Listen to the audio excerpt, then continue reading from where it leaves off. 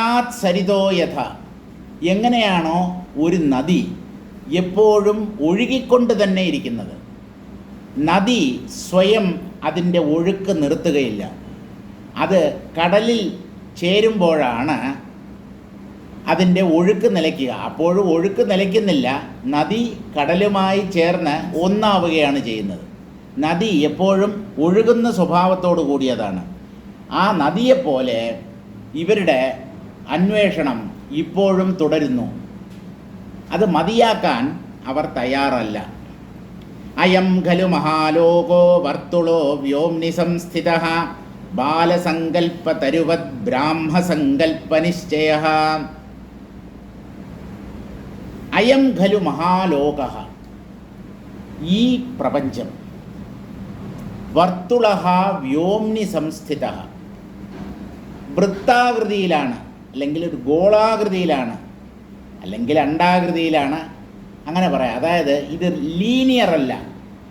Linear എന്ന് പറഞ്ഞാൽ നേർരേഖയിലൂടെ സഞ്ചരിച്ച് നമുക്ക് ഒരു സ്ഥലത്ത് നിന്ന് വേറൊരു സ്ഥലത്ത് അവിടെ നമുക്ക് യാത്ര അവസാനിപ്പിക്കാൻ പറ്റും നേർരേഖയാണെങ്കിൽ. വൃത്തത്തിലൂടെ അല്ലെങ്കിൽ ഗോളത്തിൻ്റെ ഉപരിതലത്തിലൂടെ, വൃത്തപരിധിയിലൂടെയോ ഗോളോപരിതലത്തിലൂടെയോ ഒരാൾ സഞ്ചരിച്ചു കൊണ്ടിരുന്നാൽ ഒരിക്കലും അയാളുടെ സഞ്ചാരം അവസാനിക്കുകയില്ല. ഈ മഹാലോകം അല്ലെങ്കിൽ പ്രപഞ്ചം വർത്തുളമാണ് എന്ന് പറഞ്ഞാൽ വൃത്താകൃതിയാണ്. ഇതെവിടെയാണ് കാണപ്പെടുന്നത്? വ്യോംനി സംസ്ഥിതഃ, ശൂന്യാകാശത്തിലാണ് ഈ ലോകം ഉള്ളതായിത്തീരുന്നത്. ഇത് ഏതുപോലെ? ബാലസങ്കൽപ്പ തരുവത്, തരു വൃക്ഷം. ഒരു ബാലൻ തൻ്റെ സങ്കല്പത്തിൽ കാണുന്ന മരം പോലെയാണ് ഈ പ്രപഞ്ചം. സങ്കല്പത്തിലുള്ളതെല്ലാം മിഥ്യയായിരിക്കും, ഭ്രമമായിരിക്കും. അത് ആരുടെ സങ്കല്പമായാലും ശരി. പിന്നെ എന്തുകൊണ്ട് ഇവിടെ ബാലൻ്റെ സങ്കല്പത്തിലുള്ള മരം എന്ന് പറഞ്ഞു എന്ന് ചോദിച്ചാൽ, ബാലന്മാർക്കാണ് ഓരോന്ന് സങ്കല്പിക്കുന്ന സ്വഭാവം കൂടുതലായിട്ടുള്ളത്. ഓരോന്നിങ്ങനെ ഭാവന ചെയ്യും. ഈ കൊച്ചുകുട്ടികൾ ചുമ്മാ ചോദ്യങ്ങൾ ചോദിച്ചുകൊണ്ടേയിരിക്കും മുതിർന്നവരോട്. അതെങ്ങനെയാണ് അച്ഛാ, ഇതെങ്ങനെയാണ് അച്ഛാ. ചില ചോദ്യങ്ങളൊക്കെ അച്ഛനമ്മമാരെ ബുദ്ധിമുട്ടിക്കുന്ന ചോദ്യങ്ങളാണ്. അച്ഛാ, ഞാൻ എവിടുന്നാണ് വന്നതെന്ന് ചോദിക്കും. മോനെ, നീ അമ്മയുടെ വയറ്റിൽ നിന്നാണ് വന്നത്. അമ്മയുടെ വയറ്റിൽ ഞാൻ എങ്ങനെ വന്നു?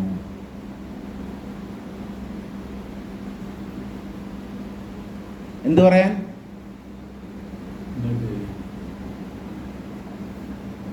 അപ്പോൾ കുട്ടികളുടെ എല്ലാ ചോദ്യങ്ങൾക്കും ഉത്തരം പറയേണ്ട കാര്യമില്ല.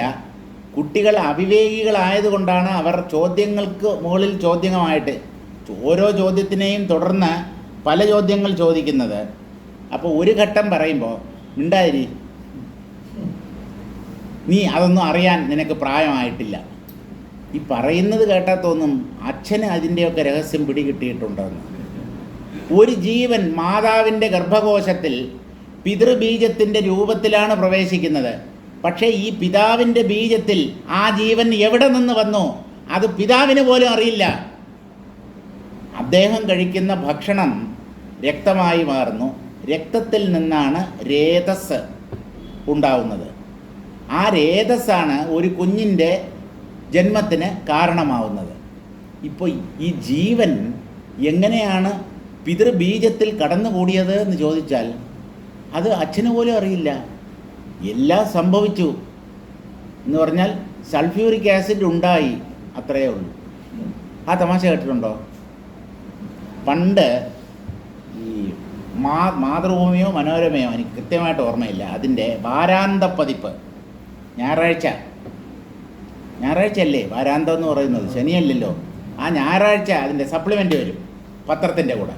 അപ്പോൾ അതിൽ ഓരോ കുട്ടികൾ 8, 9, 10 തുടങ്ങിയ ക്ലാസ്സുകളിൽ പഠിക്കുന്ന മണ്ടന്മാരായ വിദ്യാർത്ഥികൾ ഉത്തരക്കടലാസിൽ എഴുതി വെച്ച രസകരമായ ഉത്തരങ്ങൾ അതെല്ലാം കൂടെ ആരോ കമ്പൈൽ ചെയ്ത് ആ പത്രത്തിലിട്ടിരുന്നു. അപ്പോൾ അതിൽ ഒരു വിദ്യാർത്ഥിയോട് ചോദിച്ച ചോദ്യം എന്ന് പറഞ്ഞാൽ ചോദ്യക്കടലാസിൽ ക്വസ്റ്റ്യൻ പേപ്പറിലുണ്ടായിരുന്ന ചോദ്യമാണ്, സൾഫ്യൂരിക് ആസിഡ് നിർമ്മിക്കുന്നത് എങ്ങനെ എന്ന് വിവരിക്കുക. രസതന്ത്രത്തിലെ ചോദ്യമാണ്, കെമിസ്ട്രിയിലെ ക്വസ്റ്റ്യനാണ്. സൾഫ്യൂരിക് ആസിഡ് ഉണ്ടാക്കുന്നത് എങ്ങനെ? ഈ വിദ്യാർത്ഥിയാണെങ്കിൽ ഒന്നും പഠിക്കാത്ത വിദ്യാർത്ഥിയാണ്, പരമമണ്ടനാണ്, ഒന്നും അറിഞ്ഞൂടാ. അപ്പോൾ ഒന്നും അറിഞ്ഞൂടാത്തവരെന്ത് ചെയ്യും? കോപ്പി അടിക്കും. അപ്പോൾ ഈ വിദ്യാർത്ഥിയുടെ മുൻ ബെഞ്ചിലിരിക്കുന്ന വേറൊരു വിദ്യാർത്ഥി ശരിയായ ഉത്തരം ഇങ്ങനെ എഴുതിക്കൊണ്ടിരിക്കുകയാണ്. ഇവൻ പുറകെ നിന്ന് ഇങ്ങനെ എത്തി എത്തി നോക്കി ഇവനത് പകർത്തി എഴുതിക്കൊണ്ടിരിക്കുകയാണ്. അപ്പോൾ ആദ്യമായി ഏതോ ഒരു രാസവസ്തു അത് ടെസ്റ്റ് ട്യൂബിലെടുക്കണം, എന്നിട്ട് വേറെ എന്തോ ഒരു ആസിഡോ മറ്റോ അതിൽ ഒഴിക്കണം, ഒഴിച്ചിട്ട് ചൂടാക്കണം. അങ്ങനെ അയാളെ എഴുതിക്കൊണ്ട് വരികയാണ് ഓരോ സ്റ്റെപ്പ് ബൈ സ്റ്റെപ്പായിട്ട്. ഇവൻ പുറകെ ഇരുന്ന് കോപ്പി അടിക്കുകയാണ്. അവസാനമായപ്പോൾ ആ മുമ്പിലിരിക്കുന്ന വിദ്യാർത്ഥി ഒരു പേജിൻ്റെ അവസാനമായി ഇവനിങ്ങനെ കോപ്പി അടിച്ചുകൊണ്ടിരിക്കുകയാണ്. മുഴുവൻ എഴുതി തീർന്നില്ല. അവസാനത്തെ ഒരു ലൈൻ എഴുതാനുള്ള സമയം കിട്ടിയില്ല. അതിനിടയ്ക്ക് മുമ്പിലിരുന്ന ആ വിദ്യാർത്ഥി പേജ് മറിച്ചു. ഇനിയിപ്പോൾ അവൻ്റെ അടുത്ത് പറയാൻ പറ്റും, എടേ ഞാൻ നോക്കട്ടെ എന്ന് പറയാൻ പറ്റുമോ? ഇൻവിജിലേറ്റർ നോക്കിക്കൊണ്ടിരിക്കുകയാണ്. അത് അപൂർണമായി ആ ഉത്തരം അവസാനിക്കുകയാണ്. ഇനി എന്താണ് എഴുതേണ്ടതെന്നുള്ളത് ഇയാൾക്ക് അറിയുകയില്ല. അദ്ദേഹം പേജ് മടക്കിയിട്ട് ഇടത് കൈ ഇങ്ങനെ വെച്ചിട്ട് എഴുതാൻ തുടങ്ങി. അപ്പോൾ ഒട്ടും കാണാൻ പറ്റാതായി. ഇപ്പോൾ ചോദ്യത്തിൻ്റെ ഉത്തരം പൂർണ്ണമാക്കണമല്ലോ. ഈ പയ്യൻ ഒരടവ് പ്രയോഗിച്ചു. എന്തിനേറെ പറയുന്നു, സൾഫ്യൂറിക് ആസിഡ് ഉണ്ടായി. തീർന്നില്ലേ? കൂടുതലൊന്നും വർണ്ണിക്കാനില്ലെന്നേ. കുറേയൊക്കെ എഴുതി. എന്തിനേറെ പറയുന്നു, സൾഫ്യൂറിക് ആസിഡ് ഉണ്ടായി. അതിൽ കുറേ രസകരമായ ഉത്തരങ്ങളുണ്ട്. ഗാന്ധിജിയുടെ അന്ത്യനിമിഷങ്ങൾ വിവരിക്കുക. 2 3 മാർക്കിൻ്റെ ചോദ്യമാണ്. ഒരു വിദ്യാർത്ഥി എഴുതി വെച്ച ഉത്തരം ഠേ ഠേ റാം റാം. വെടിവെച്ചത് ഠേ ഠേ റാം റാം. കറക്റ്റ് സംഭവം ശരി തന്നെ. പക്ഷെ അതല്ലല്ലോ ഒരു അധ്യാപകൻ പ്രതീക്ഷിക്കുന്നത്. ഗാന്ധിജിയുടെ അന്ത്യനിമിഷങ്ങൾ വിവരിക്കുക എന്ന് പറഞ്ഞു. ഇന്ത്യാ ചരിത്രത്തിൽ അശോക ചക്രവർത്തിയുടെ സംഭാവന എന്താണ്? അടുത്ത ചോദ്യം. വിദ്യാർത്ഥിയുടെ ഉത്തരം വല്ല 5 10 കൊടുത്തു കാണും. സംഭാവന എന്ന് പറഞ്ഞാൽ പിരിവുകാർ വരുമ്പോഴേ നമ്മൾ കൊടുക്കുന്നതാണല്ലോ. വല്ല 5 10 കൊടുത്തു കാണുമെന്ന്. ആര്? അശോക ചക്രവർത്തി. ഇന്ത്യാ ചരിത്രത്തിലെ അദ്ദേഹത്തിൻ്റെ സംഭാവനയാണ്.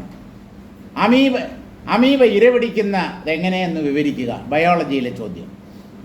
ഈ എഴുതി വെച്ചവന് അമീബ എന്ന് പറയുന്ന ഒരു സൂക്ഷ്മജീവിയാണ് എന്നുള്ളത് പോലെ അറിയില്ല. വിവരിക്കാൻ പറഞ്ഞു. 3 മാർക്കിൻ്റെ ചോദ്യമാണ്. ഇയാളുടെ ഭാവന മുഴുവൻ പ്രയോഗിച്ച്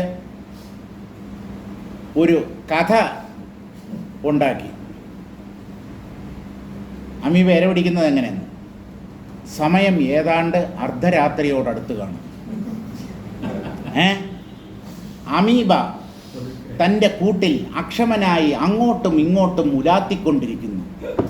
അമീബയുടെ വിശന്നു വലിഞ്ഞ കുഞ്ഞുങ്ങൾ വാവിട്ട് നിലവിളിക്കുന്നു. ഈ അമീബ എന്തോ ഒരു വലിയ ആനയോ സിംഹമോ എന്തോ പോലുള്ളൊരു അതൊരു അതിസൂക്ഷ്മമായ ജീവിയാണ്. ഒന്നും അറിയില്ല. അപ്പോഴതാ അടുത്തുള്ള പൊന്തക്കാട്ടിൽ ഒരു ചെറിയ അനക്കം. തൻ്റെ ഇര അവിടെ ഉണ്ടെന്ന് മനസ്സിലാക്കിയ അമീബ ശബ്ദമുണ്ടാക്കാതെ അടിമേൽ അടിവെച്ച് ആ ശബ്ദം വന്ന ദിക്കിലേക്ക് നടന്നു നീങ്ങി. എന്നിട്ട് ആ പൊന്തക്കാട്ടിലേക്ക് ചാടി വീണു. തൻ്റെ ഇരയെയും കടിച്ചുകൊണ്ട് ആ ഇരയുടെ ശരീരത്തിൽ നിന്നും രക്തം ഇങ്ങനെ തുള്ളി തുള്ളിയായി വാർന്നു പോവുകയാണ്. ആ ഇരയെയും കടിച്ചു വലിച്ചുകൊണ്ട് തൻ്റെ കൂടിനെ ലക്ഷ്യമാക്കി നടന്നു അമീബ. ഇങ്ങനെയാണ് അമീബ ഇരപിടിക്കുന്നത്. ഇവരെയൊക്കെ പഠിപ്പിച്ച അധ്യാപകൻ തൂങ്ങി ചത്തില്ലെങ്കിലേ ഉള്ളൂ ആശ്ചര്യം. അതായത് ഒന്നും അറിയില്ല, എന്തെങ്കിലുമൊക്കെ വെഡിത്തം ഇങ്ങനെ വിളമ്പുക. ആള് കലാകാരനാണ്, ഭാവനാസമ്പന്നനാണ്. ഭാവനയില്ല എന്നൊന്നും പറയാൻ പറ്റില്ല, പക്ഷെ ആള് മണ്ടനാണ്. അപ്പോൾ ഭൂമിയുടെ അവസാനം അന്വേഷിക്കാനായി ഈ വടധാനന്മാർ എന്ന പേരോട് കൂടിയ രാജകുമാരന്മാർ പുറപ്പെട്ടു. ഈ ലോകം, ഈ പ്രപഞ്ചം, അവർ ഈ ലോകത്തിൻ്റെ അവസാനം കണ്ടുപിടിക്കാനാണ് ശ്രമിച്ചത്. ഇപ്പോൾ വിശ്വാമിത്ര മഹർഷി പറയുന്നത് ഈ ലോകം വർത്തുളാകൃതിയിലാണ്, ആകാശത്തിലാണ് ഇതിൻ്റെ സ്ഥിതി. ബാലസങ്കല്പ തരുവത്, ബാലൻ്റെ സങ്കല്പത്തിലുള്ള ഒരു മരം പോലെയാണിത് എന്ന് പറഞ്ഞാൽ വാസ്തവമല്ല എന്നർത്ഥം. ബ്രാഹ്മസങ്കല്പ നിശ്ചയ, സൃഷ്ടികർത്താവായ ബ്രഹ്മാവിൻ്റെ സങ്കല്പത്തിൽ ഉണ്ടായതാണ് ഈ ലോകം. സങ്കല്പത്തിലൂടെയാണല്ലോ ബ്രഹ്മദേവൻ സൃഷ്ടിച്ചത്. സൃഷ്ടി ബ്രഹ്മദേവന് സ്വന്തം. ബ്രഹ്മദേവനാണ് ലോകത്തെ സൃഷ്ടിച്ചത്. പക്ഷേ അദ്ദേഹം മറ്റ് അസംസ്കൃത വസ്തുക്കളുടെ സഹായത്തോടു കൂടിയല്ല സൃഷ്ടി നടത്തിയത്. അദ്ദേഹം എങ്ങനെ സൃഷ്ടിച്ചു എന്ന് പറഞ്ഞാൽ സങ്കല്പിച്ചു. സോകാമയത ബഹുസ്യാം പ്രജായേതി. ഈശ്വരൻ സങ്കല്പിച്ചു. എന്താ സങ്കല്പിച്ചത്? ലെറ്റ് മീ ബിക്കം മെനി, ഞാൻ പലതായി തീരട്ടെ. സങ്കല്പിച്ചു. സങ്കല്പിച്ച മാത്രത്തിൽ അദ്ദേഹം അനന്തകോടി ബ്രഹ്മാണ്ടങ്ങളായി മാറി. എന്തിനേറെ പറയുന്നു, ബ്രഹ്മാണ്ടങ്ങൾ ഉണ്ടായി. കൂടുതൽ ചോദ്യമൊന്നുമില്ല. ഈശ്വരൻ്റെ സങ്കല്പം, ആ സങ്കല്പത്തിൽ പൊടുന്നനെ ഉണ്ടായതാണ് ഈ പ്രപഞ്ചം. ഇങ്ങനെയൊക്കെയാണ് ഉപനിഷത്തുകൾ പോലും സൃഷ്ടിയെ വർണ്ണിക്കുന്നത്. ബ്രഹ്മാവിൻ്റെ സങ്കല്പ നിശ്ചയം അദ്ദേഹം ദൃഢമായി സങ്കല്പിച്ചു, ഭാവന ചെയ്തു. അങ്ങനെ ഉണ്ടായതാണ് ഈ സൃഷ്ടി. താമേവ ഭുവം വർണ്ണയിതും പ്രസ്തൗതി. ലോകത്തെ വർണ്ണിക്കാനാണ് വിശ്വാമിത്ര മഹർഷി ശ്രമിക്കുന്നത്. അയമിതി അയം പ്രസിദ്ധ പാതാളഭൂമ്യാദി ചതുർദശ ലോകഘടിതത്വാത് മഹാൻ ലോക. ഇവിടെ ത്രിഭുവനങ്ങൾ ആണ് മഹാലോകം എന്ന് പറയുന്നത്. ഭൂമി, സ്വർഗം, പാതാളം. പാതാളം, ഭൂമി തുടങ്ങിയ 3 ലോകങ്ങളല്ല. ചിലർ 3 ലോകങ്ങളെന്ന് പറയും, ചിലർ 14 ലോകങ്ങൾ എന്നാണ് പറയുന്നത്. 14 ലോകങ്ങളെ ഉൾക്കൊള്ളുന്ന ഒരു മഹാലോകത്തെ ബ്രഹ്മദേവൻ തൻ്റെ സങ്കല്പത്തിലൂടെ സൃഷ്ടിച്ചു. മഹാൻ ലോക ഭുവന സമഷ്ടി ഭൂവദേവ വർത്തുളൈ അന്തരിക്ഷലോകൈ വർത്തുള സന്. ഭൂമി എങ്ങനെയാണോ ഏതാണ്ട് ഗോളാകൃതിയിൽ കാണപ്പെടുന്നത്, അതുപോലെ ഈ 14 ലോകങ്ങളുടെ ഈ സമാഹാരം അതും വർത്തുളാകൃതിയിലാണ്. ഭൂമേഹേ പരിതഃ, ഭൂമിക്ക് ചുറ്റും വ്യോംനി സംസ്ഥിത, ആകാശത്തിലാണ് ഈ ലോകങ്ങൾ കാണപ്പെടുന്നത്. സച ബ്രാഹ്മോ ഹൈരണ്യഗർഭ സങ്കല്പനിശ്ചയേവ നാന്യഃ നിരൂപയിതും ശക്യഃ. ഈ പ്രപഞ്ചത്തിൻ്റെ ഘടന ഹിരണ്യഗർഭൻ അല്ലെങ്കിൽ ബ്രഹ്മാവ് അദ്ദേഹത്തിൻ്റെ സങ്കല്പ നിശ്ചയമാണ് എന്ന് അദ്ദേഹത്തിന് മാത്രം അറിയാം. അദ്ദേഹത്തിൻ്റെ സൃഷ്ടിയിൽപ്പെട്ട ആർക്കും ഇത് ബ്രഹ്മദേവൻ്റെ സങ്കല്പത്തിൽ വിടർന്ന ഒന്നാണ് എന്ന് കണ്ടുപിടിക്കാൻ സാധ്യമല്ല. സങ്കല്പനിശ്ചയേവ നാന്യോ നിരൂപയിതും ശക്യഃ. ഈ സത്യം ബ്രഹ്മദേവൻ്റെ സങ്കല്പം കൊണ്ടുണ്ടായതാണ് 14 ലോകങ്ങൾ എന്ന് ബ്രഹ്മദേവനല്ലാതെ മറ്റാർക്കും വിശകലനം ചെയ്ത് തീരുമാനിക്കാൻ സാധ്യമല്ല. അയം ഭൂഗോളലക്ഷണോ മഹാന്തോ ലോകാ ചതുർദശ ഭുവനാശ്രിത ജനാ യസ്മിൻ യദാധാരാഃ തഥാവിധഃ ഖലു ജ്യോതിശാസ്ത്രപ്രസിദ്ധോ വ്യോംനി ആകാശേ ബാലസങ്കല്പതരുവത് സംസ്ഥിതോ യതോയമപി ബ്രാഹ്മഃ സങ്കല്പനിശ്ചയേവേത്യർത്ഥഃ. ഈ ഭൂഗോളം എന്ന് പറഞ്ഞാൽ നമ്മുടെ ഭൂമി, അത് 14 ലോകങ്ങളിൽ ഒന്ന് മാത്രമാണ്. ഇതുപോലെ വേറെയും 13 ലോകങ്ങളുണ്ട്. ഈ 14 ലോകങ്ങളുടെയും ആശ്രയം അല്ലെങ്കിൽ ആധാരമായിരിക്കുന്നത് ജ്യോതിശാസ്ത്ര പ്രസിദ്ധമായ ആകാശമാണ്. ജ്യോതിശാസ്ത്രം എന്ന് പറഞ്ഞാൽ ജ്യോതിഷത്തിൽ വർണ്ണിക്കപ്പെട്ടിട്ടുള്ള ഒരു ആകാശത്തിലാണ് ഈ ഗോളങ്ങളെല്ലാം ചുറ്റിത്തിരിയുന്നത്. ഇതെവിടെ കാണപ്പെടുന്നു എന്ന് ചോദിച്ചാൽ ആകാശത്തിലാണ് കാണപ്പെടുന്നത്. എന്ന് പറഞ്ഞാൽ ശൂന്യാകാശത്തിൽ. ആകാശത്തിൽ കാണപ്പെടുന്നത് ആകാശമല്ലാതെ മറ്റെന്താകും? ആകാശം എന്ന് പറഞ്ഞാൽ വെറുതെ ഉണ്ടെന്ന് തോന്നുന്ന ഒരു ഭ്രമമാണ്, അതൊരു വസ്തുവല്ല. ആ ആകാശത്തിൽ ഉള്ളതുപോലെ കാണപ്പെടുന്ന ഈ പ്രപഞ്ചവും അല്ലെങ്കിൽ 14 ലോകങ്ങളും ബാലൻ്റെ സങ്കല്പത്തിൽ വിടർന്ന ഒരു മരം പോലെയാണ് എന്ന് പറഞ്ഞാൽ അല്പം പോലും വാസ്തവമല്ല. ഒരാൾക്ക് എന്തിനു വേണമെങ്കിലും സങ്കല്പിച്ചൂടെ?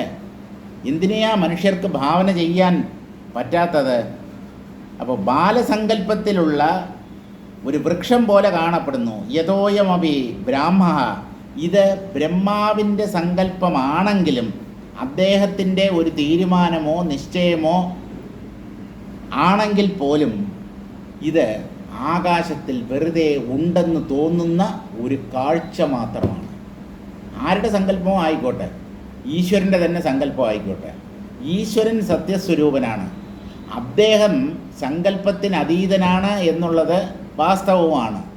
പക്ഷേ അദ്ദേഹത്തിൻ്റെ ഭാവനയിൽ വിടരുന്ന ഒന്ന് പോലും മിഥ്യയാവാനേ തരമുള്ളൂ. ഭ്രമം, സങ്കല്പം, ആലോചന, ഇതിലൊക്കെ ഉള്ളതുപോലെ തോന്നുന്നത് വാസ്തവമാവാൻ തരമില്ല. കന്തുകേ വ്യോംനി സമൃദ്ധേ ദശദിക്കം പിപീലികാഃ ഇത്തം ഭ്രമന്തി ഭൂതാനി തദാധാരാണി നിത്യത. ഈ 14 ലോകങ്ങളിലും ജീവന്മാരുണ്ട്. സ്വർഗത്തിൽ ദേവന്മാർ, അസുരന്മാരും ഉണ്ട്. ഭൂമിയിൽ മനുഷ്യർ, മൃഗങ്ങൾ, പക്ഷികൾ, വൃക്ഷലതാദികൾ, കൃമികീടങ്ങൾ, ഇതെല്ലാം ഭൂമിയിലുണ്ട്. ഈ 14 ലോകങ്ങളിൽ ഓരോന്നിലും ഏതൊക്കെ ജീവികളുണ്ട് എന്നുള്ളത് മനുഷ്യർക്കറിയില്ല. എന്തായാലും ഈ ഓരോ ലോകത്തെയും ആശ്രയിച്ച് ജീവിക്കുന്ന ജീവികളുടെ സ്ഥിതി എങ്ങനെയാണെന്നോ, കന്തുകേ വ്യോംനി സമൃദ്ധേ ദശദിക്കം പിപീലികാഃ.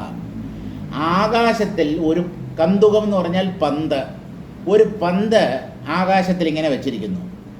ആ പന്തിന് ചുറ്റും ഇഴഞ്ഞു നടക്കുന്ന ഉറുമ്പുകളെ പോലെയാണ് ആ ലോകത്തിൽ താമസിക്കുന്നത്. ഒരു പന്തെന്ന് പറഞ്ഞാൽ ഫുട്ബോൾ എന്ന് വിചാരിച്ചോളൂ, വലിയ ഒരു പന്ത്. അതിൽ ഇങ്ങനെ ഇഴഞ്ഞു നടക്കുന്ന ചെറിയ ഉറുമ്പുകൾ, അതുപോലെയാണ് ഓരോ ലോകത്തിലെയും ജീവന്മാർ എന്നാണ് പറയുന്നത്. ഇത്തം ഭ്രമന്തി ഭൂതാനി, ഈ ജീവജാലങ്ങളെല്ലാം എന്തിന് ജനിച്ചു, എന്തിന് ജീവിക്കുന്നു, എങ്ങോട്ടാണ് എവിടെയാണ് ചെന്നെത്തേണ്ടത്, ഇതൊന്നും അറിയാതെ ഒരു ഭ്രമത്തിൽ ഈ ലോകങ്ങളിൽ വസിച്ചു കൊണ്ടിരിക്കുന്നു. തദാധാരാണി നിത്യത. അവരുടെ ആധാരമായി നിൽക്കുന്നത് ഈ ലോകമാണ്. പക്ഷേ എന്തിനാണ് താൻ ജനിച്ചത്, തൻ്റെ ജീവിതത്തിൻ്റെ ലക്ഷ്യമെന്ത് എന്ന് അറിയാൻ കഴിയാതെ അവിവേകികളായി ജീവന്മാർ കഴിയുന്നു. തസ്യ നിരാധാരസ്യ കഥം ജനാധാരത്വം തത്രാഹ. ലോകങ്ങൾക്ക് ആധാരമില്ല എന്ന് പറഞ്ഞാൽ ശൂന്യാകാശത്തിലാണ് അവ കാണപ്പെടുന്നത്. അവയെ താങ്ങി നിർത്തുന്ന ഒരു അധിഷ്ഠാനം എവിടെയും കാണുവാനില്ല. ഇങ്ങനെ നിരാധാരമായ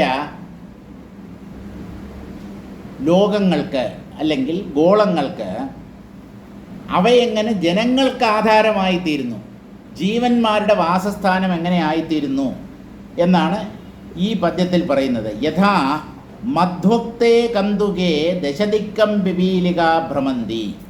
സാധാരണ പന്തല്ല, തേനിൽ മുക്കിയ പന്ത്. ആ പന്ത് ഒരു സ്ഥലത്ത് കൊണ്ട് വെച്ച് കഴിഞ്ഞാൽ 4 ഭാഗത്തുള്ള ഉറുമ്പുകൾ എങ്ങനെയാണോ ആ പന്തിലേക്ക് ആകർഷിക്കപ്പെട്ട് ആ പന്തിലൂടെ ഇങ്ങനെ ചുറ്റി നടക്കുന്നത്, തേനിൽ മുക്കിയ പന്തെന്ന് പറഞ്ഞാൽ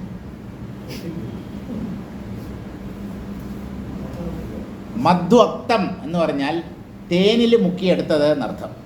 ആ പന്തിൽ ദശദിക്കം 10 ദിക്കുകളിലും, അതായത് ആ പന്തിൻ്റെ എല്ലാ ഭാഗത്തിലും പിപീലികാഹ ഭ്രമന്തി, ഉറുമ്പുകൾ ഇഴഞ്ഞു നടക്കുന്നു. ഇത്തമേവം തസ്മിൻ പരിതഃ, ഇങ്ങനെ ഈ ഭൂമണ്ഡലത്തിൻ്റെ അല്ലെങ്കിൽ മറ്റു ലോകങ്ങളിൽ തദുപജീവീനി ഭൂതാനി ദശദിക്കം ഭ്രമന്തീത്യർത്ഥ. ആ ലോകത്തിൽ ജനിച്ചിട്ടുള്ള ജീവികൾ 10 ദിക്കുകളിലുമായി എന്തിനെന്നറിയാതെ ഓടി നടക്കുന്നു, പലതരത്തിലുള്ള കർമ്മങ്ങൾ ചെയ്തുകൊണ്ട് കഴിയുന്നു. നമ്മൾ എന്തൊക്കെയാണ് നേരം വെളുത്തു കഴിഞ്ഞാൽ ചെയ്തു കൂട്ടുന്നത്?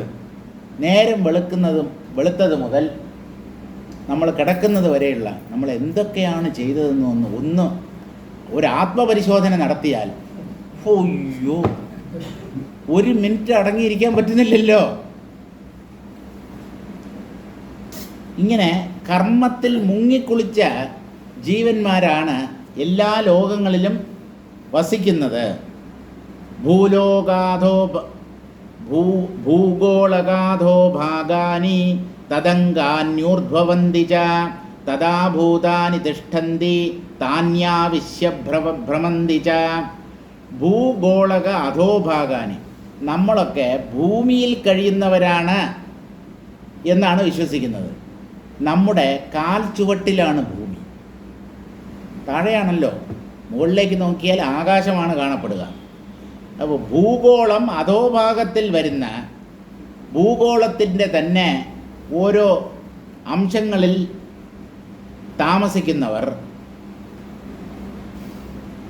താമസിക്കുന്ന ജീവന്മാരുണ്ട്. തദംഗാനി ഊർധ്വവന്തിച്ച. പക്ഷേ ഈ ഭൂമിയിൽ വസിക്കുന്നവരെല്ലാവരും കാൽച്ചുവട്ടിൽ ഭൂമിയുള്ളവരല്ല. ചിലരെ സംബന്ധിച്ച് ഭൂമി അവരുടെ മുകളിലാണ്, തലയ്ക്ക് മുകളിലാണ്. തഥാ ഭൂതാനി തിഷ്ഠന്തി. തലകുത്തി നിന്ന ഭൂമി മുകളിലാവുമല്ലോ അല്ലേ? അപ്പോൾ ഈ ജീവികൾ ചിലവ ഭൂമി താഴെയാണ് എന്ന് കരുതി ജീവിക്കുന്നു. വേറെ പല ജീവികൾക്കും ഈ ഭൂമി മുകളിലാണ്. താന്യാവിശ്യ ഭ്രമന്തിച്ച. ഈ ലോകങ്ങളിൽ പ്രവേശിച്ച് അവിടെ ചുറ്റിത്തിരിയുന്നു. യാനി ഭൂഗോളകസ്യ അധോഭാഗഗതാനി യാനി ച ഊർധ്വവന്തി ഉപരിതനാനി തദംഗാനി താന്യാവിശ്യ. അതായത് ഭൂമിയുടെ ഉള്ളിലും പുറത്തും എന്ന് പറഞ്ഞാൽ അന്തരീക്ഷത്തിലും ജീവിക്കുന്ന ജീവികളുണ്ട്. സൂക്ഷ്മജീവികളെല്ലാം അന്തരീക്ഷത്തിലൂടെ ഇങ്ങനെ പാറി നടക്കുകയാണ്. ബാക്ടീരിയ, വൈറസ്, അമീബ, ഇതൊക്കെ അതിസൂക്ഷ്മങ്ങളായ ജീവികളാണ്. അപ്പോൾ ഈ മുകളിൽ താഴെ എന്നുള്ള വാക്കുകൾക്ക് ഒരർത്ഥവുമില്ല. ഗോളത്തിന് എന്ത് മുകളിൽ എന്ത് താഴെ? നിരപ്പായ ഒരു പ്രദേശം, അതിനെ അടിസ്ഥാനമാക്കി മുകളിൽ താഴെ എന്ന് പറയാം. ഭൂഗോളത്തിൻ്റെ വലതുവശം, ഇടതുവശം, മുകളിൽ, താഴെ, അതൊക്കെ സാപേക്ഷമായി നമ്മൾ ഉപയോഗിക്കുന്ന വാക്കുകൾ മാത്രമാണ്. ഇങ്ങനെ ഭൂഗോളത്തിൻ്റെ അധോഭാഗത്തിലും ഊർധ്വഭാഗത്തിലും ഭൂമിയുടെ തന്നെ അവയവങ്ങൾ എന്ന പോലെ പല ജീവന്മാരും കഴിയുന്നു. താൻ യാവിശ്യ യഥാ എത്ര യാനി ഭൂതാനി തിഷ്ഠന്തി തഥാ താനി തത്ര ഭ്രമന്തി ച.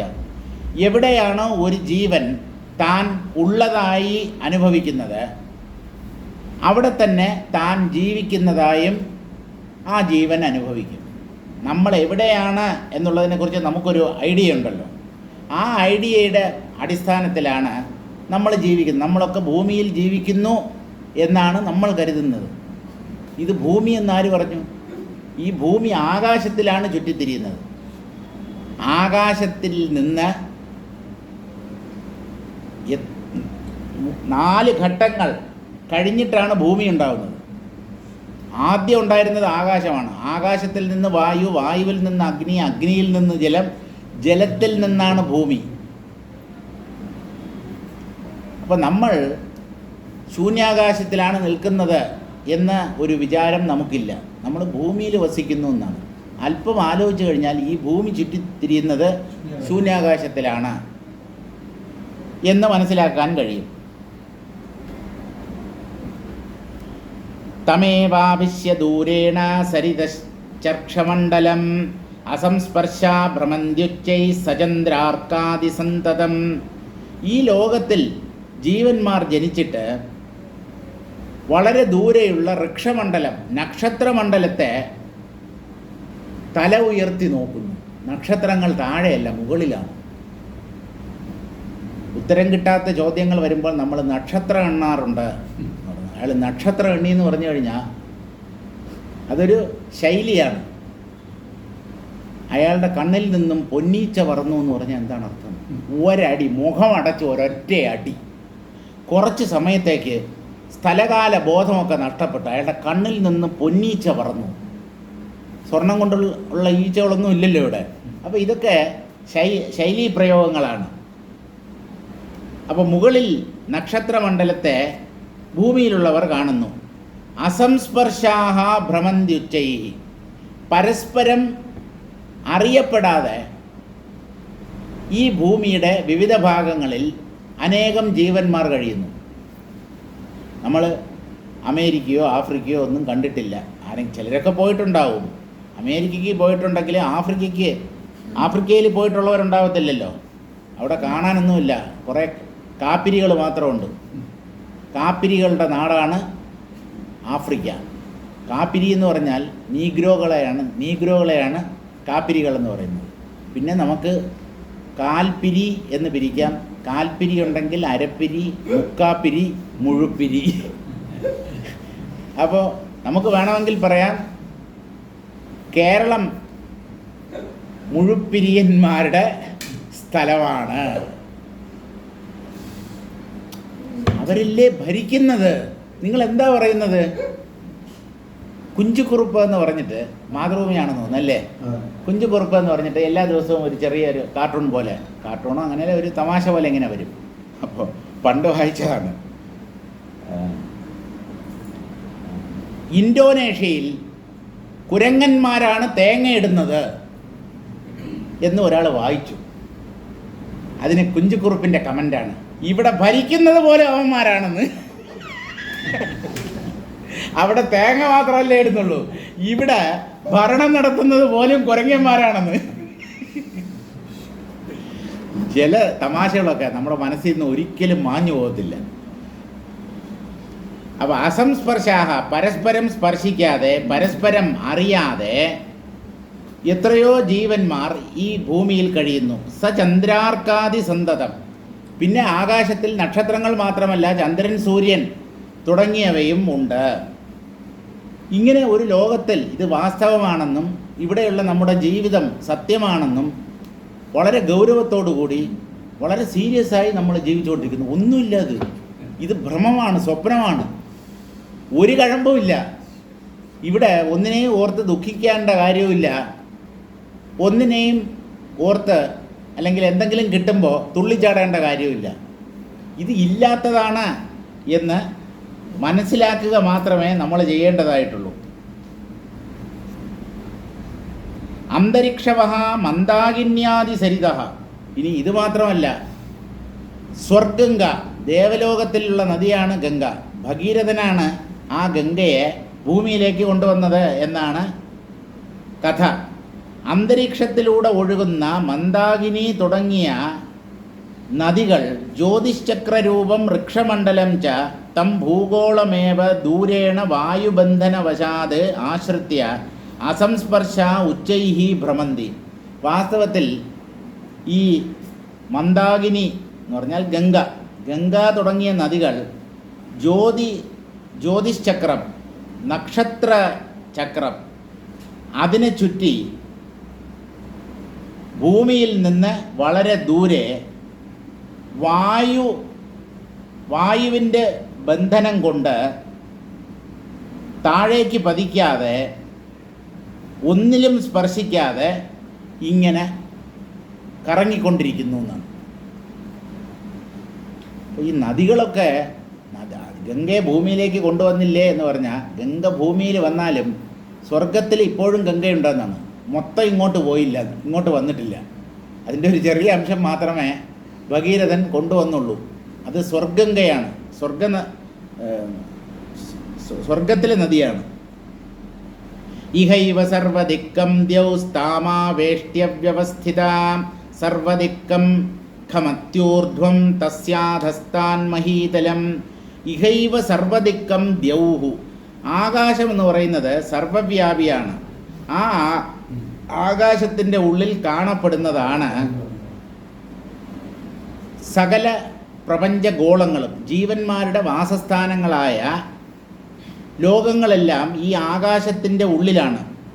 ഈ ആകാശം അനന്തമാണ്. 10 ദിക്കുകളിലും വ്യാപിച്ച് നിൽക്കുന്നതാണ് ഈ ആകാശം. 4 ദിക്കുകൾ, 4 ഉപദിക്കുകൾ, മുകളിൽ താഴെ. ഏത് ദിശയിലേക്ക് പോയാലും അനന്തമായി വ്യാപിച്ചു കിടക്കും ഈ ആകാശം. പ്രപഞ്ചത്തിന് അതിർത്തിയില്ല, അനന്തമാണ് ഈ പ്രപഞ്ചം എന്നാണ് ആധുനിക ശാസ്ത്രവും പറയുന്നത്.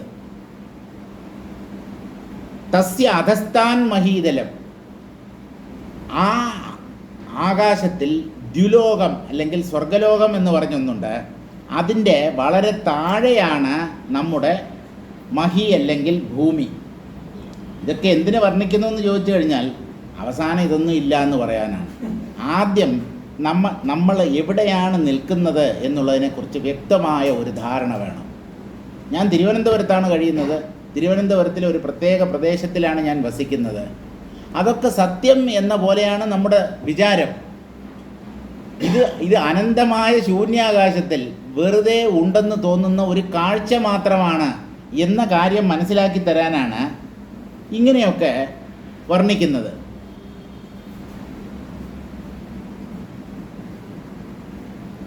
താം സജ്യോതിശ്ചക്രാം ഭുവമാവേഷ്ട്യ, ജ്യോതിശ്ചക്രങ്ങളോടുകൂടി, ജ്യോതിശ്ചക്രത്തോടു കൂടിയ എന്ന് പറഞ്ഞാൽ നക്ഷത്രമണ്ഡലങ്ങളോടുകൂടിയ ഈ ഭൂമിയെ പൊതിഞ്ഞ് ആകാശം സ്ഥിതി ചെയ്യുന്നു. ദ്യൗഹു ഇഹ അസ്യാമേവ ഭുവി വ്യവസ്ഥിത, ആ ആകാശത്തിലാണ് ഈ ഭൂമി ഉള്ളതായി തീരുന്നത്. തത്ര ജഖം സർവാസു ദിക്ഷു ഊർധ്വമേവ മഹീതലം ച സർവ അധസ്ഥാദേവേത്യർത്ഥ. ഇങ്ങനെ വ്യാപിച്ച് കിടക്കുന്ന ആകാശത്തിൽ എല്ലാ ദിക്കുകളിലും ഈ ആകാശം വ്യാപിച്ചിട്ടുണ്ട്. ആ ആകാശം മുകളിലാണ് എന്നാണ് ഭൂമിയിലുള്ളവർ കരുതുന്നത്. ഭൂമി അവരുടെ കാൽ ചുവട്ടിലാണ്. അതായത് ഭൂമി താഴെയും ആകാശം മുകളിലും എന്നാണ് സാധാരണ നാം ധരിച്ചു വച്ചിരിക്കുന്നത്. വാസ്തവത്തിൽ എങ്ങും നിറഞ്ഞു നിൽക്കുന്ന ആകാശത്തിലാണ് ഈ ഭൂമി ഉള്ളതുപോലെ തോന്നുന്നത്. അപ്പോൾ ഇതൊന്നിനും വാസ്തവികതയില്ല എന്നാണ്. തത്ര ജഖം സർവാസു ദിക്ഷു ഊർധ്വമേവ മഹീതലഞ്ച സർവ അധസ്ഥാദേവേത്യർത്ഥ. ആകാശം ഏത് ദിക്കിൽ പോയാലും, ഭൂമിയുടെ ഏത് പ്രദേശത്തിൽ വസിക്കുന്നവരായാലും അവരുടെ മുകളിലാണ് ആകാശം കാണപ്പെടുക, അവരുടെ താഴെ ഭൂമിയും. ഇപ്പോൾ ഏതാണ് മുകളിൽ ഏതാണ് താഴെ? ഒരു ഗോളത്തിൻ്റെ ഒരു സ്ഥലത്ത് വസിക്കുന്നവർ താഴെ എന്ന് പറയുന്നത് നേരെ, അതായത് ഡയമെട്രിക്കലി ഓപ്പോസിറ്റ് ആയിട്ടുള്ള ഒരു പ്രദേശത്തിൽ വസിക്കുന്ന ആളിനെ സംബന്ധിച്ച് അത് താഴെയാണ്. പക്ഷേ ഭൂവാസികളെല്ലാവരും മുകളിലേക്ക് നോക്കിയാൽ ആകാശമാണ് കാണാൻ പറ്റുക. ഉത്തരധ്രുവത്തിൽ താമസിക്കുന്ന ഒരു വ്യക്തി, അയാൾ പറയും ദക്ഷിണ ധ്രുവം താഴെയാണ്. ദക്ഷിണ ധ്രുവത്തിൽ താമസിക്കുന്ന ഒരു വ്യക്തിയോട് ചോദിച്ചു നോക്കൂ, ഉത്തരധ്രുവം താഴെയാണെന്ന് പറയും. ഈ താഴെ മുകളിൽ എന്നുള്ളതിന് ഒരർത്ഥവുമില്ല. അതുപോലെ തന്നെയാണ് നീളം, ഉയരം. എന്താ വ്യത്യാസം? ഉയരം എന്നുള്ളത് ഒരു തരത്തിലുള്ള നീളമല്ലേ. ഒരാൾ കിടന്നാൽ അവന് നീളമുണ്ടെന്ന് പറയും, എണീറ്റ് നിന്നാൽ അവന് പൊക്കമുണ്ടെന്ന് പറയും. Height, length. ഇനി വീതി, നീളം, വീതി. നീളം കൂടിയതിന് നീളമെന്നും താരതമ്യേന നീളം കുറഞ്ഞതിന് വീതി എന്നും പറയും. എല്ലാം നീളം തന്നെയല്ലേ. കനം, അതും നീളം തന്നെയല്ലേ. ഒരു മരക്കട്ട, അതിന് ഇത്ര സെൻറ്റിമീറ്റർ നീളം, ഇത്ര സെൻറ്റിമീറ്റർ വീതി, ഇത്ര സെൻറ്റിമീറ്റർ പൊക്കം എന്ന് നമ്മൾ പറയുന്നു. എല്ലാം നീളം തന്നെയല്ലേ. അപ്പോൾ എന്തെങ്കിലും അർത്ഥമുണ്ടോ? ദൂരം എന്ന് പറയുന്നത് ഒരർത്ഥത്തിൽ നീളമല്ലേ. ഇവിടുന്ന് കൊല്ലം 72 കിലോമീറ്റർ ഉണ്ടെന്ന് പറയുന്നു, നീളമാണ്, റോഡിൻ്റെ നീളമാണ് അല്ലേ. അപ്പോൾ ഇതിനൊന്നും ഒരർത്ഥവുമില്ല. സമയത്തെയാണ് നമ്മൾ പല കഷണങ്ങളായി വിഭജിക്കുന്നത്. സെക്കൻഡ് മുതൽ തുടങ്ങാം. സെക്കൻഡ്, മിനിറ്റ്, മണിക്കൂർ, ദിവസം, ആഴ്ച, മാസം, വർഷം, ദശവർഷം, നൂറ്റാണ്ട്, സഹസ്രാബ്ദം, യുഗം, ചതുർയുഗങ്ങൾ, കൽപ്പം, മഹാകൽപ്പം, എല്ലാം സമയത്തിൻ്റെ ഓരോരോ അളവുകളാണ്. ഈ സമയം എന്നുള്ളത് ഒരു ഭ്രമമാണ് എന്നാണ് തത്വജ്ഞാനികൾക്ക് പറയാനുള്ളത്. ദേശകാലങ്ങൾ സാപേക്ഷങ്ങളാണ്. ഒന്നുണ്ടെങ്കിൽ മറ്റേതുമുണ്ട്, ഒന്നില്ലെങ്കിൽ രണ്ടുമില്ല. അങ്ങനെയുള്ള രണ്ടിനെ എങ്ങനെ നമുക്ക് സത്യമായി കരുതാൻ പറ്റും? അപ്പോൾ ദേശകാലങ്ങൾ മിഥ്യയാണ്. പക്ഷേ ഈ ദേശത്തെയും കാലത്തെയും ഒക്കെ സത്യം എന്ന പോലെ വിചാരിച്ചാണ് മനുഷ്യർ ജീവിക്കുന്നത്. അതുകൊണ്ട് നമ്മളൊക്കെ ഭ്രമത്തിലാണ്. ഭാവാഃ പതന്തോ ധാവന്തി തസ്യാധഃ സർവതോംഗകം യത്രോത്പതന്തോ ഗച്ഛന്തി തദൂർധ്വമിതി ശബ്ദിതം. മുകളിൽ താഴെ എന്നുള്ള വാക്കുകൾക്ക് വസിഷ്ഠ മഹർഷി ഒരു അർത്ഥം, വസിഷ്ഠ മഹർഷിയല്ല, വിശ്വാമിത്ര മഹർഷി ഒരു അർത്ഥം കണ്ടുപിടിക്കുകയാണ്. ഭാവാഃ പതന്തോ ധാവന്തി. ഭാവങ്ങൾ എന്ന് പറഞ്ഞാൽ വസ്തുക്കൾ, ജീവജാലങ്ങൾ, ജീവനുള്ളവയാണെങ്കിലും ഇല്ലെങ്കിലും ചരാചരങ്ങൾ എന്നർത്ഥം. അവ പതന്തോ ധാവന്തി, താഴെ വീണ് ജീവികൾ ഓടുന്നു, മുകളിൽ നിന്ന് താഴേക്ക് പതിക്കുന്നു. അതായത് ഈ മുകളിൽ താഴെ എന്നുള്ള വാക്കുകൾക്ക് തന്നെ അർത്ഥമില്ല. എന്നാലും സാപേക്ഷമായി മുകളിൽ താഴെ എന്ന സ്ഥാനങ്ങളെ ആശ്രയിച്ചാൽ, അതൊക്കെ സത്യമാണെന്ന് വിചാരിച്ചാൽ, മുകളിൽ നിന്ന് താഴേക്ക് പതിക്കുന്നു ജീവികൾ. ഈ മുകളിൽ താഴെ എന്നുള്ളത് എന്തിനെ ആശ്രയിച്ചാണ് നമ്മൾ പറയുന്നത്? നമ്മുടെ തലയുടെ മുകളിലുള്ളത് മുകളിൽ, പാദത്തിൻ്റെ താഴെയുള്ളത് താഴെ. അപ്പോൾ ഇതൊരു അനാവശ്യമായ വേർതിരിവാണിത്. പക്ഷേ അതില്ലാതെ നമുക്ക് ജീവിക്കാൻ പറ്റില്ല. ഒരു മുറിക്ക് എത്ര നീളമുണ്ട്, വീതിയുണ്ട്, എത്ര നിലകളുണ്ട് ഒരു കെട്ടിടത്തിന്? എല്ലാം കൂടെ ചേർന്ന് ഒരാകാശമേ ഉള്ളൂ. ആ ആകാശത്തിൽ ഈ ഭൂമി എന്നുള്ള ഗോളത്തിന് തന്നെ നിലനിൽപ്പില്ല. ഇങ്ങനെയൊക്കെ നമ്മൾ ഭാവന ചെയ്തുകൊണ്ട് ജീവിക്കുന്നു. എത്ര ഉത്പതന്തോ ഗച്ഛന്തി, മുകളിലേക്ക് പോകുന്നു, താഴെ നിന്ന് മുകളിലേക്ക് പോകുന്നു. അവ എങ്ങോട്ട് പോകുന്നു? താഴെ നിന്നാണല്ലോ മുകളിലേക്ക് പോവുക. മുകളിൽ നിന്ന് താഴേക്കും വരാം. പക്ഷെ മുകളിലേക്ക് പോകുന്നവ ഏത് ദിശയിലേക്ക് പോകുന്നോ അതിനെ മുകളിൽ എന്ന് പറയുന്നു. മുകളിൽ നിന്ന് താഴേക്ക് വരുന്നവയെ, അല്ലെങ്കിൽ ആ താഴേക്ക് വരുന്നവ താഴോട്ട് വരുന്നു എന്ന് പറയുന്നു. വാസ്തവത്തിൽ ഈ വാക്കുകൾക്കൊന്നും ഒരർത്ഥവുമില്ല. നനു ഭൂഗോളാധസ്തനസ്യ ഖസ്യ കഥമൂർധ്വത്വം തദപേക്ഷയാ മഹീതലസ്യ കഥമധസ്ഥാത്വം തത്രാഹ. ഭൂമിയുടെ താഴെ ആകാശമാണ്. കാരണം ആകാശത്തിലാണ് ഭൂമി നിൽക്കുന്നത്. അപ്പോൾ ഭൂമിയുടെ താഴെയും ആകാശമാണ്, ഭൂമിയുടെ മുകളിലും ആകാശമാണ്. അപ്പോൾ ആകാശം മുകളിൽ ഭൂമി താഴെ എന്ന് പറയുന്നതിന് എന്താണ് അർത്ഥം? സാപേക്ഷങ്ങളായി ഈ വാക്കുകളെ നമ്മൾ പ്രയോഗിക്കുന്നു, അത്രയേ ഉള്ളൂ.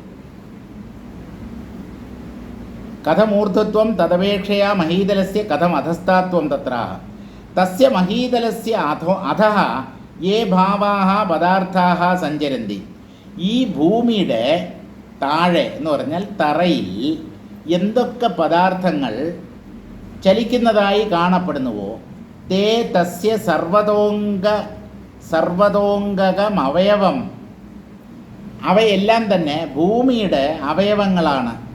തത്തത് പ്രദേശേ പതന്തഃ പ്രാപ്നുവന്തഃ ഏവ ഗച്ഛന്തി. അതാത് പ്രദേശത്ത് പതിക്കുന്നവ എന്ന് പറഞ്ഞാൽ അവിടെ എത്തിച്ചേർന്നവ, അവിടെ ജനിച്ചവ സഞ്ചരിക്കുകയും മറ്റുമൊക്കെ ചെയ്യുന്നു. ഗച്ഛന്തി സഞ്ചരന്തി. എത്ര യസ്മിൻ നഭസി പക്ഷ്യാദയ ഉത്പതന്തഃ. ഏതൊരാകാശത്തിലാണോ പക്ഷികൾ മുതലായവ മുകളിലേക്ക് പറക്കുന്നത് അല്ലെങ്കിൽ സഞ്ചരിക്കുന്നത്, തത് തത്ര ഊർധ്വം ഇത്യേവ ശബ്ദിതം. പക്ഷികൾ മുകളിലൂടെ പറക്കുന്നു, ഉറുമ്പ് തറയിലൂടെ ഇഴയുന്നു. ഇതാണ് മുകളിൽ താഴെ എന്നുള്ള വാക്കുകളുടെ അർത്ഥം. അങ്ങനെയാണ് നമ്മൾ അർത്ഥം കൽപ്പിച്ചിരിക്കുന്നത്. വാസ്തവത്തിൽ ഇതിനൊന്നും ഒരർത്ഥവുമില്ല. ഊർധ്വമിത്യേവ പ്രാപ്നുവന്ത ഏവ ഗച്ഛന്തി സഞ്ചരന്തി എത്ര യസ്മിൻ നഭസി പക്ഷ്യാദയ ഉത്പതന്തഃ ഗച്ഛന്തി. ഏതൊരാകാശത്തിലാണോ പക്ഷികൾ പറന്നുയർന്ന് സഞ്ചരിക്കുന്നത് തത്തത്ര ഊർധ്വം, അതാണ് മുകളിൽ എന്ന വാക്കുകൊണ്ട് നമ്മൾ ലക്ഷ്യമാക്കുന്നത്. ഊർധ്വമിത്യേവ ശബ്ദിതം ന ത്വഥൈതി തിര്യഗിതി വാ ഇത്യർത്ഥഃ. താഴെ എന്നുള്ളത് അതിൻ്റെ നേരെ വിപരീതമായ ദിശയാണ്. കുനിഞ്ഞു നോക്കിയാൽ താഴെയുള്ളതിനെ കാണാം, നിവർന്നു നോക്കിയാൽ തല ഉയർത്തി നോക്കിയാൽ മുകളിലുള്ളതിനെ കാണാം. ഒരർത്ഥവും മുകളിൽ താഴെ എന്നുള്ളതിന് വാസ്തവത്തിൽ ഒരർത്ഥവും ഇല്ല എന്നാണ് വിശ്വാമിത്ര മഹർഷി പറയുന്നത്. സാപേക്ഷങ്ങളായി ആ വാക്കുകൾ നാം പ്രയോഗിക്കുന്നു. ഒരു ശ്ലോകം കൂടെ വായിച്ചിട്ട് നമുക്ക് നിർത്താം.